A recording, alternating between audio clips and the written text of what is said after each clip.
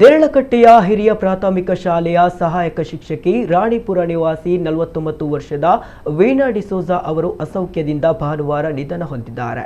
ಮೃತರು ಪತಿ ಅರ್ಬನ್ ಡಿಸೋಜ ಮತ್ತು ಪುತ್ರ ವಿನ್ಸ್ಟನ್ ಬ್ರಾಯನ್ ಡಿಸೋಜ ಹಾಗೂ ಕುಟುಂಬಸ್ಥರು ಮತ್ತು ಅಪಾರ ಬಂಧು ಬಳಗವನ್ನ ಅಗಲಿದ್ದಾರೆ.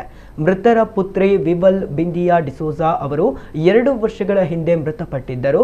ವೀಣಾ ಡಿಸೋಜ ಅವರು ಶಿಕ್ಷಣ ಕ್ಷೇತ್ರದಲ್ಲಿ ಹಲವು ವರ್ಷಗಳಿಂದ ಸೇವೆ ಸಲ್ಲಿಸ್ತಾ ಇದ್ದು ವಿದ್ಯಾರ್ಥಿಗಳು ಹಾಗೂ ಸಹೋದ್ಯೋಗಿಗಳ ಮೆಚ್ಚುಗೆಗೆ ಪಾತ್ರರಾಗಿದ್ದರು.